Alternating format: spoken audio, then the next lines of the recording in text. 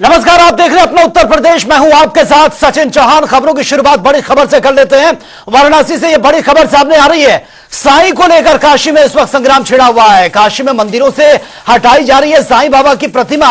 प्रसिद्ध बड़ागेश मंदिर से भी प्रतिमा को हटा दिया गया है। अब तक 14 मंदिर ऐसे हैं जहां से साईं बाबा की प्रतिमा को हटा दिया गया है। हिंदू संगठनों के निशाने पर है 28 और मंदिर। हिंदू संगठनों का यह आरोप है कि साईं मुस्लिम था, इसलिए यह प्रतिमा हटाई जा रही है। साईं पूजा का लगातार विरोध भी देखने को मिला है कई बार, लेकिन प्रतिमा को हटाया जा रहा है। साईं पूजा का कोई विरोध नहीं है, मंदिरों में मूर्ति नहीं लगने देंगे, ये स्टेटमेंट भी सामने आ रहे हैं। स्थानीय प्रशासन ने फिलहाल पूरे मामले का संज्ञान लिया है और मामले को सुलझाने की कोशिश में स्थानीय प्रशासन लगा हुआ है। तमाम ऐसे मंदिर जहां से साईं बाबा की मूर्तियों को हटा दिया गया है।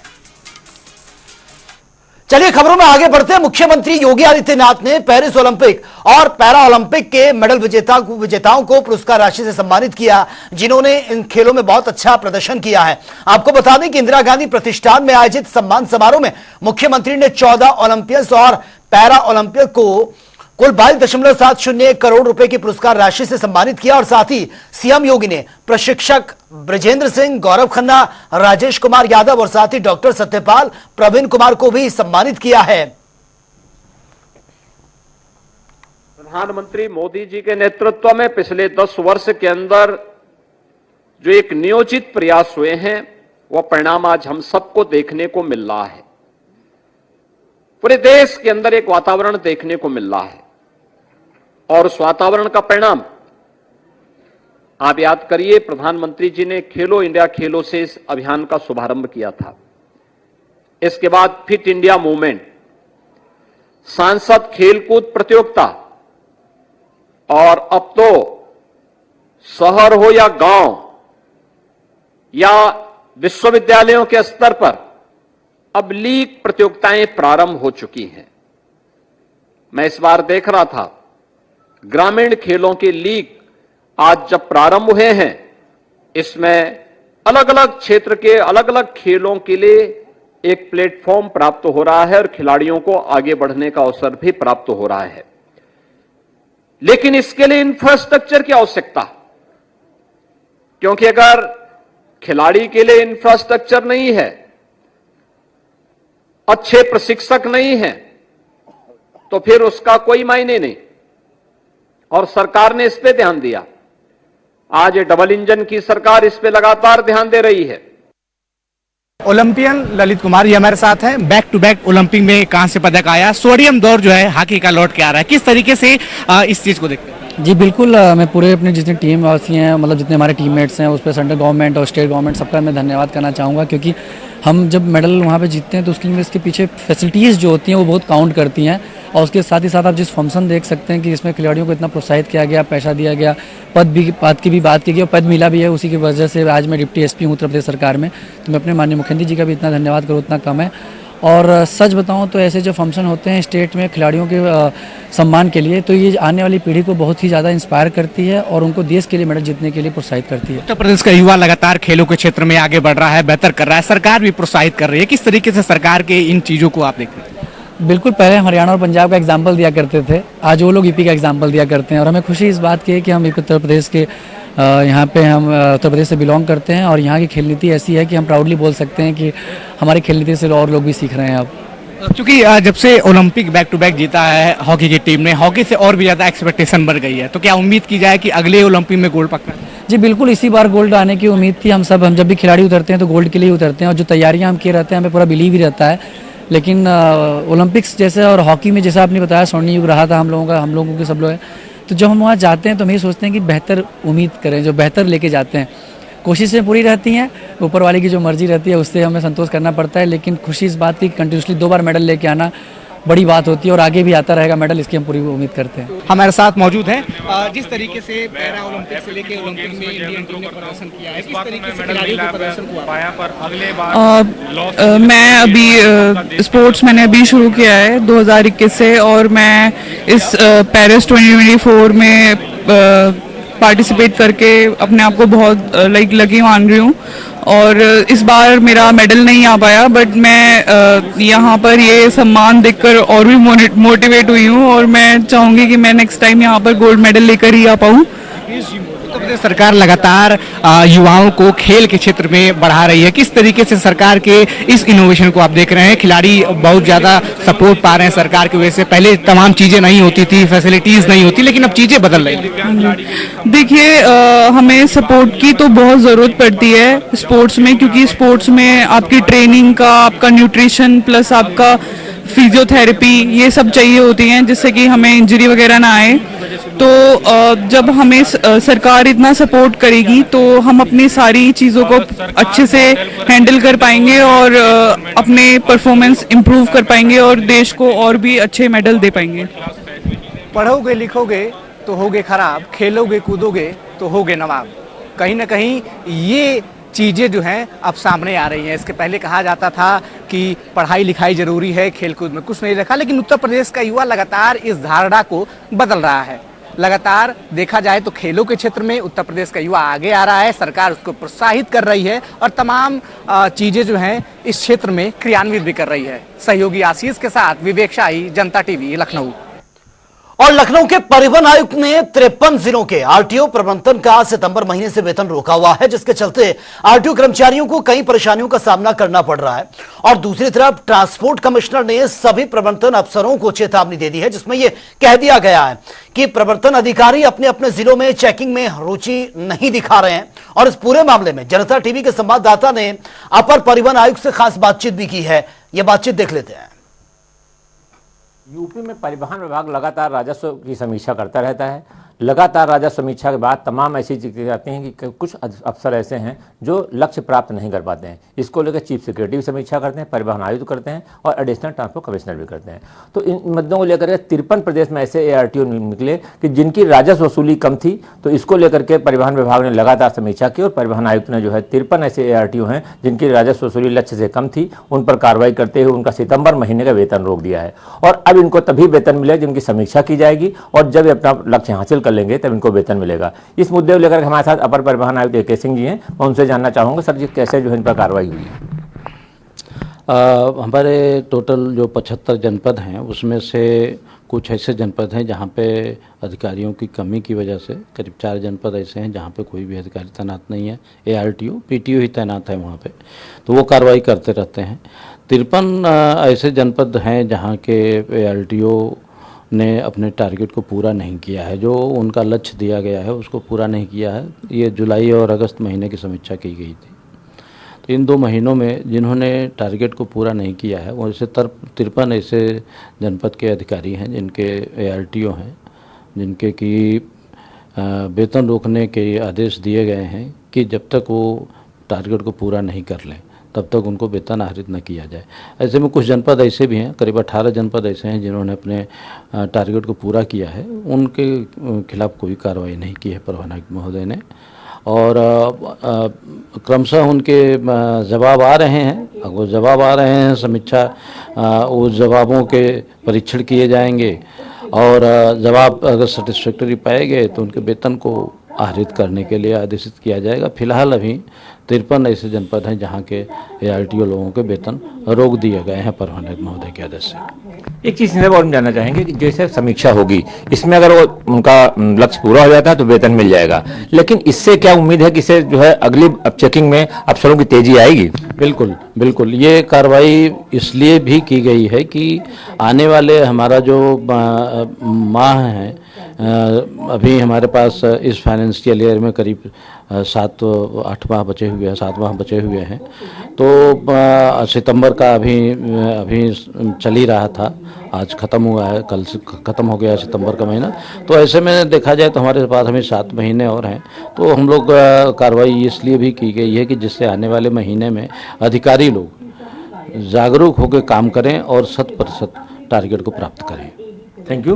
तो ये थे AK सिंह जी का सीधे का कहना है कि इससे कार्रवाई के पीछे एक उद्देश्य भी है कि अफसर जागरूक रहें और पूरे लक्ष्य अपना हासिल करें और फील्ड में रहें। इसकी लगातार समीक्षा भी की जाती है और आगे भी की जाएगी। अभी समय काफ़ी है अगले इस फाइनेंशियल ईयर का, इसलिए राजस्व वसूली के लिए काफ़ी उनको टाइम मिलेगा और अब अगर वो राजस्व वसूली का लक्ष्य पूरा करते हैं तो उनका वेतन मिल जाएगा, ऐसी दिक्कत नहीं। लेकिन इतना जरूर है इस कार्रवाई से परिवहन विभाग में पहली बार इतने बड़े पैमाने पर कार्रवाई हुई है। 53 ARTO को वेतन रोका गया है, तो एक मैसेज भी गया है और इससे जो अनुशासन बनेगा और काम करने की पद्धति डेवलप होगी। खाना पसंद रियाद के साथ TN मिश्रा, जनता टीवी, लखनऊ।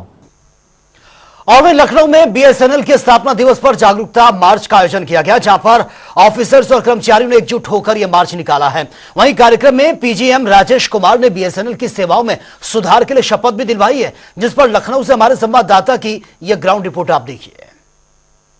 आज बीएसएनएल डे के मौके पर ग्राहक जागरूकता रैली निकाली जा रही है। इसको लेकर देखिए, लगातार जब से जो टैरिफ बढ़ा है उसके बाद बीएसएनएल के ग्राहक बढ़े हैं और बीएसएनएल ग्राहक बढ़ने से अफसर भी खासे उत्साहित है और पूरा स्टाफ उत्साहित है। अब लगातार जो उत्साह बना हुआ है, बहुत अरसे बाद बीएसएनएल में ऐसा माहौल बना दिखाई दे रहा है कि एक पुराना मौका जो 10 साल पहले था वही स्थिति फिर आने वाली है और बीएसएनएल के ग्राहक भी बढ़ रहे हैं, साथ में उत्साह और मनोबल बढ़ रहा है। मेरे साथ पीजीएम राजेश कुमार जी हैं, मैं उनसे जानना चाहूँगा क्या सर अभियान रहेगा। सर, आज हम बीएसएनएल जागरूकता रैली निकाल रहे हैं। जैसा कि आपको पता है कि पिछले 3 महीने से बीएसएनएल में सिलसिला बना हुआ है कि उपभोक्ता जुड़ते जा रहे हैं, लेकिन फिर भी कहीं ना कहीं किसी कोने में हमारे उपभोक्ता ऐसे होंगे जिन्हें बीएसएनएल के बारे में बहुत ज़्यादा जानकारी नहीं पहुंच पाई होगी। तो ये रैली आयोजित करने का मुख्य उद्देश्य यही है कि उन उपभोक्ताओं के जहन तक हम पहुँचें और उन्हें हम बताएं कि बीएसएनएल अब आपकी सेवा में तत्पर है। बीएसएनएल ने अपनी 4G सेवाएं भी लॉन्च कर दी हैं और उसका लाभ लोगों को मिलने लगा है। और जो जैसा कि आपको पता है कि दूसरी कंपनियों ने जो टैरिफ बढ़ा दिए थे, जो खर्चे बढ़ गए थे हमारे उपभोक्ताओं के, बीएसएनएल ने ऐसा बिल्कुल नहीं किया है। 4G लॉन्च की है और जो टैरिफ बीएसएनएल के थे वो यथावत रखे हैं। बीएसएनएल का उद्देश्य है कि ये telecom for everybody with on affordable price. तो ये हम अपना उद्देश्य बरकरार रखे हुए हैं, सभी को अपेक्षित दरों पर सेवाएं मिलती रहें और लोगों के बीच जागरूकता आए। वो बीएसएनएल से जो अब तक नहीं जुड़ पाए हैं वो भी जुड़े। सर, एक अंतिम सवाल मेरा है, बीएसएनएल सब कुछ अच्छा है लेकिन सेवाओं को लेकर तमाम शिकायतें रहती हैं, उनकी शिकायतों निस्तारण के लिए क्या है, कैसे लोगों को बेहतर सर्विस मिले। जी, सेवाओं के लिए अभी हमारा जो 4G अंडर डिप्लॉयमेंट है, 4G सेवाएं, और उसके साथ साथ जो हमारी FTTH की जो सेवाएं हैं, जैसा आपको पता है कि इससे पहले हम कॉपर केबल पर सेवाएं दिया करते थे। जो बहुत सारे डेवलपमेंट वर्क, जो ये पूरा दशक अगर हम देखें तो लखनऊ नहीं पूरे देश और प्रदेश में बहुत सारा डेवलपमेंट वर्क हुआ है। उससे जो हमारी कॉपर केबल्स थी काफ़ी डैमेज हो गई, क्षतिग्रस्त हो गई, वो सेवाएं हम नहीं दे पा रहे थे। वायरलेस में भी आए तो वायरलेस में हम पूरी तरह से नेटवर्क को डिप्लॉय न कर पाए, कुछ कारण रहे, लेकिन अब हम वायरलेस सेवाएं भी दे रहे हैं। और जो हमारी कॉपर केबल पे जो सर्विस थी उनको हमने फाइबर पे अब ट्रांसफॉर्म कर दिया है।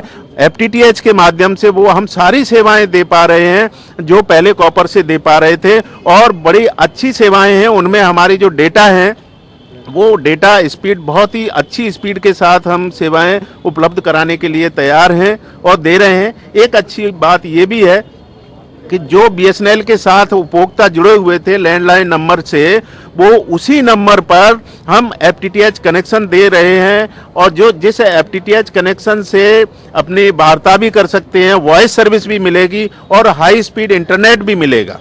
ये हमारा एक विशेष सर्विस है जो किसी और ऑपरेटर के साथ ये नहीं मिल पाएगी। थैंक यू, धन्यवाद। तो ये थे पीजीएम राजेश कुमार जी का सीधे से कहना है कि हम बेहतर से बेहतर सुविधाएं देंगे, चाहे वो लैंडलाइन हो चाहे वायरलेस हो, सभी सुविधाएं मिलेंगी और स्पीड में भी कोई कमी नहीं होगी। लोगों को 4G की बेहतर स्पीड मिलेगी, दूसरे ऑपरेटरों से बेहतर बीएसएनएल बनेगा, ये उनका पूरा दावा है। कैमरामैन रियाद के साथ TN मिश्रा, जनता टीवी, लखनऊ।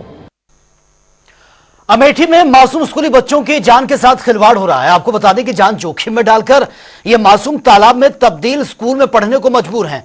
वहीं स्कूल के ऊपर से हाई टेंशन तार गुजर रही है जिससे नीचे मासूम बच्चों की क्लासेस चलती हैं, और इसी को लेकर हमारे संवाददाता की यह ग्राउंड रिपोर्ट आप देखिए। अमेठी में स्कूली बच्चों की जान के साथ हो रहा है खिलवाड़। आपको बता दें कि विभागीय अधिकारियों की नज़रें नहीं हो रही हैं अभी तक इनायत। कभी भी हो सकता है बड़ा हादसा। जान को जोखिम में डालकर तालाब में तब्दील स्कूल में पढ़ने को बच्चे हैं मजबूर। बच्चों के सामने अनेक प्रकार की परेशानियां, फिर भी बच्चों को की तरफ से नहीं हो रही है कोई सुनवाई। पानी पीने के लिए भी घुटने तक पानी को करना पड़ता है बच्चों को पार।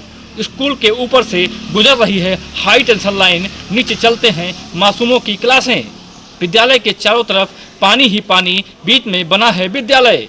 पानी में घुसकर विद्यालय को जाने को मजबूर हैं मासूम बच्चे। अमेठी के जामो ब्लॉक क्षेत्र के पूरे उदित प्राथमिक विद्यालय का है पूरा मामला।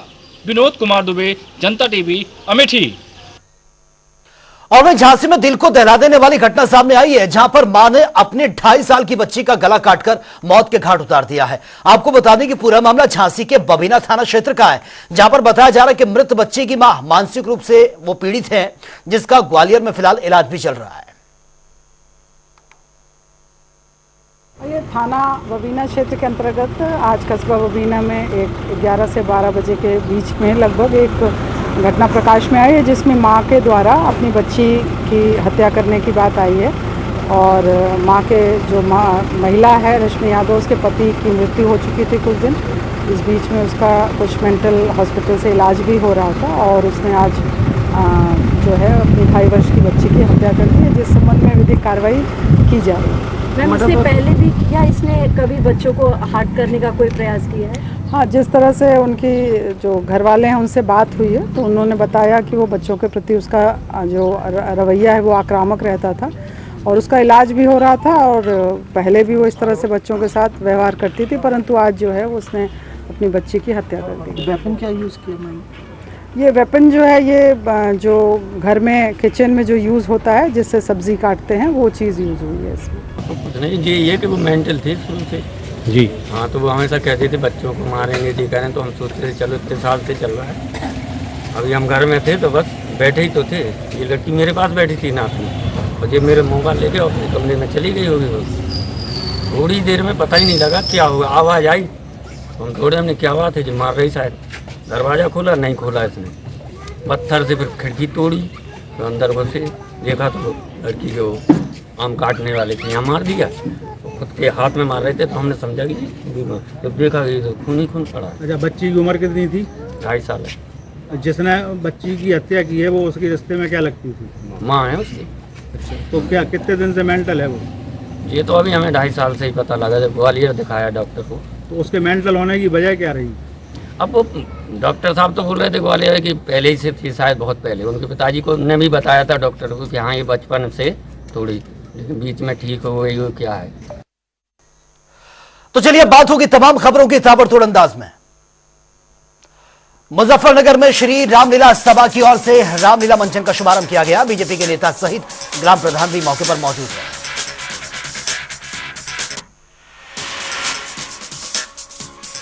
मुजफ्फरनगर में सुप्रीम कोर्ट से मिला है छात्र को न्याय। आईआईटी में इलेक्ट्रॉनिक इंजीनियर की सीट पर हुआ था दाखिला, फीस जमा न करने पर पाया गया था एडमिशन।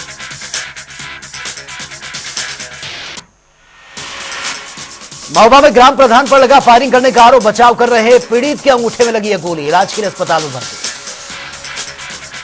बदायूं में संदिग्ध परिस्थितियों में एटीएम में आग लग गई है, बैंक कर्मियों ने बमुश्किल आग को कंट्रोल किया। बरेली में लव जिहाद के मामले में अदालत ने सुनाई है आजीवन कारावास की सजा, 1 लाख का जुर्माना भी लगाया। छात्रा से अपनी पहचान छुपाकर प्रेम जाल में फंसाने का भी आरोप। बागपत में पैसे के लेन देन को लेकर 2 पक्षों में खूनी संघर्ष, 3 लोग गंभीर रूप से घायल, पुलिस कर रही है मामले की जांच पड़ताल। मुजफ्फरनगर में ओवर रेटिंग पर शराब की दुकान में लगी है सील, दुकानदारों में हड़कंप मच गया। फर्रुखाबाद में 2 थाना अध्यक्षों ने छीना गया उनसे चार्ज, जहानगंज और कमालगंज क्षेत्र में किया गया फेरबदल। झांसी में हिस्ट्री शीटर सद्दाम को पुलिस ने गिरफ्तार किया, मुठभेड़ के दौरान पुलिस को मिली बड़ी सफलता। बुलंदशहर में रिश्वत लेते दिखे हैं पावर कॉर्पोरेशन के एसडीओ, वीडियो सोशल मीडिया पर वायरल। बदायूं में अनियंत्रित बाइक सवार ने 2 होमगार्ड्स को टक्कर मार दी है, 1 की मौत 2 घायल।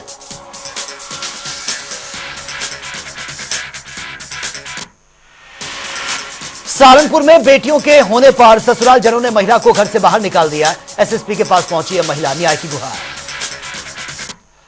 मथुरा में नगर निगम के संविदा कर्मी की मौत, परिजनों में कोहराम मच गया। नगर निगम भूतेश्वर वर्कशॉप में ठेका कर्मी पर करता था काम। फर्रुखाबाद में वांछित अभियुक्तों की गिरफ्तारी को लेकर धरने पर बैठे लेखपाल, 2 लेखपालों के साथ मारपीट की मामला।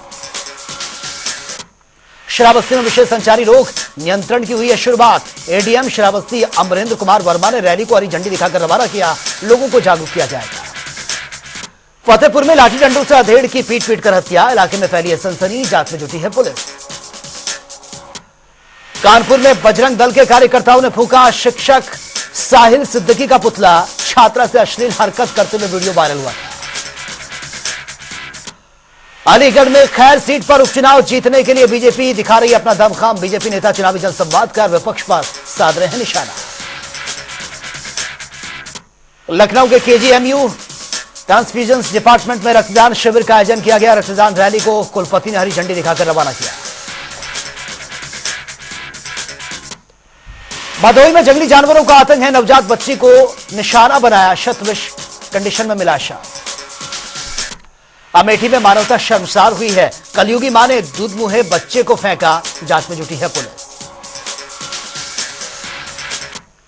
सहारनपुर में आशाओं ने सीएमओ का ऑफिस का घेराव किया है, सीएचसी डॉक्टर प्रमोद कुमार के खिलाफ कार्रवाई की मांग कर। लखनऊ में पूर्व डीजीपी सुलखान सिंह के एनकाउंटर में शामिल पुलिसकर्मियों को अल्टीमेटम, बोले एनकाउंटर करने वाले पछताएंगे। ललितपुर में रेलवे की लापरवाही सामने आई है, टूटी पटरी से 4 डिब्बे गुजरने के बाद रोकी गई है ट्रेन, ड्राइवर की सजगता से बड़ा हादसा होते होते टला। लखनऊ अवैध बिल्डिंग पर की गई है सीलिंग की बड़ी कार्रवाई, पुलिस फोर्स के साथ एलडीए प्रवर्तन की टीम मौके पर मौजूद है।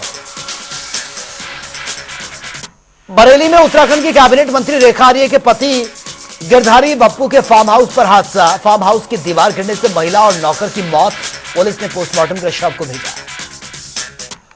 लखनऊ में आय से अधिक संपत्ति के मामले में विजिलेंस सख्त है, 5 ठिकानों पर छापेमारी।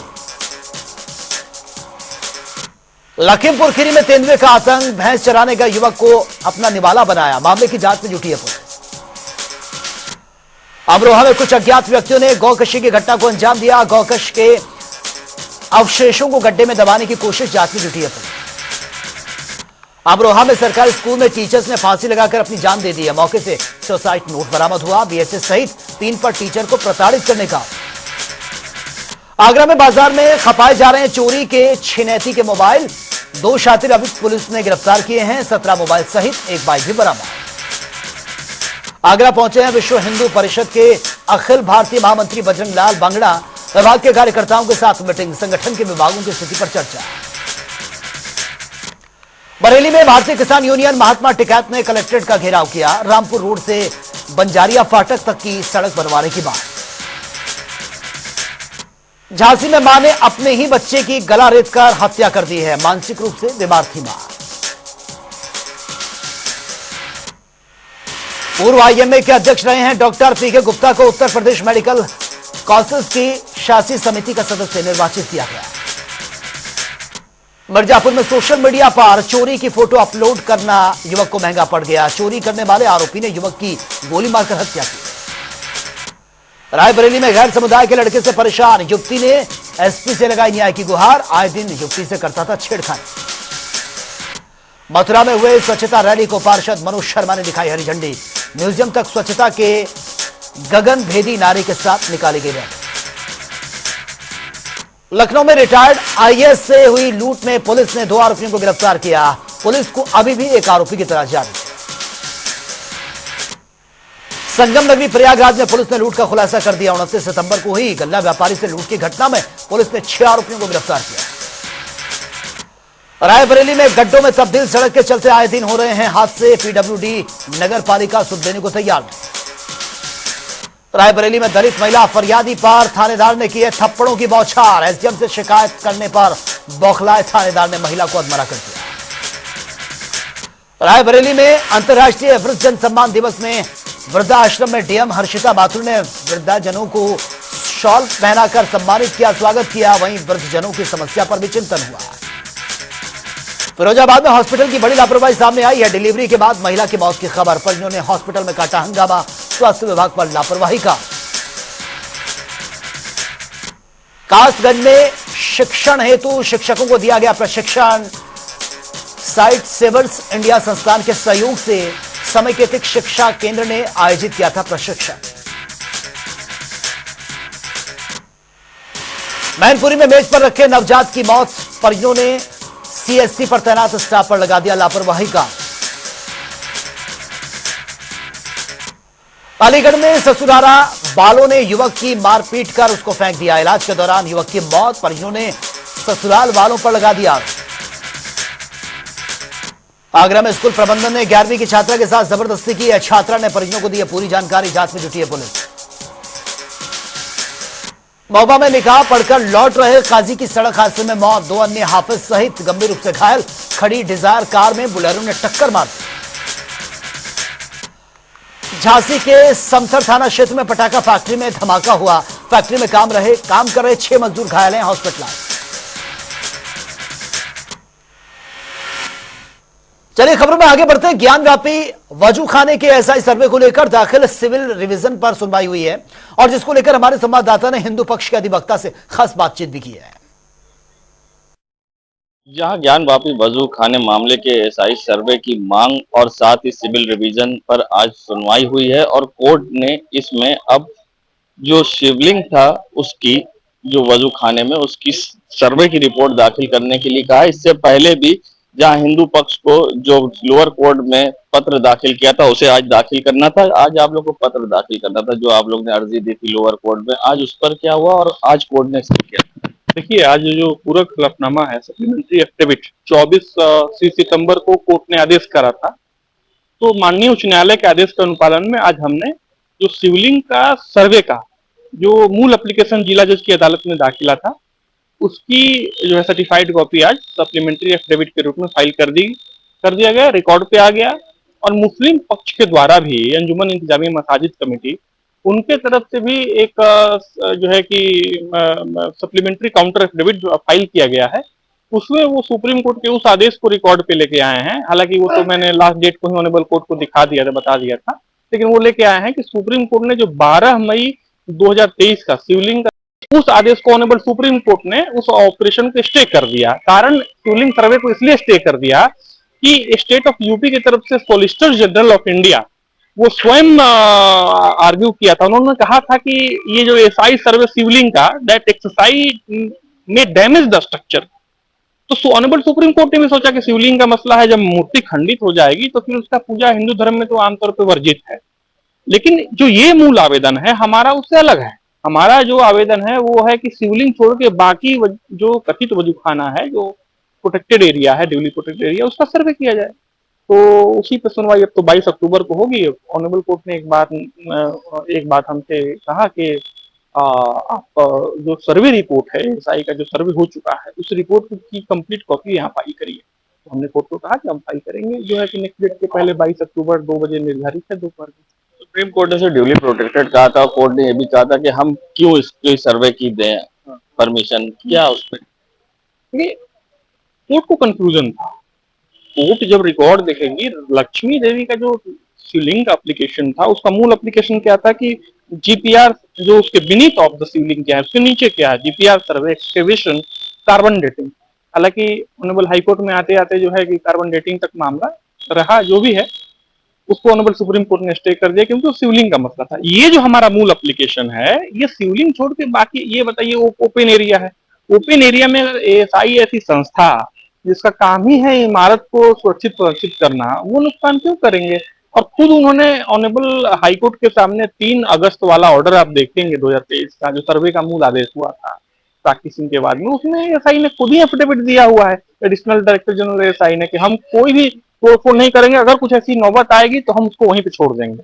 अगली तारीख में आपको जो सर्वे है शिवलिंग का एसआई सर्वे था उसकी रिपोर्ट दाखिल करनी है। आज किसकी कोर्ट में सुनवाई हुई है और अगली तारीख क्या है? देखिए, ऑनरेबल जस्टिस रोहित रंजन अग्रवाल साहब के कोर्ट में कोर्ट नंबर 9 में सुनवाई हुई और तारीख जो है वो अगली तारीख 22 अक्टूबर दोपहर 2 बजे।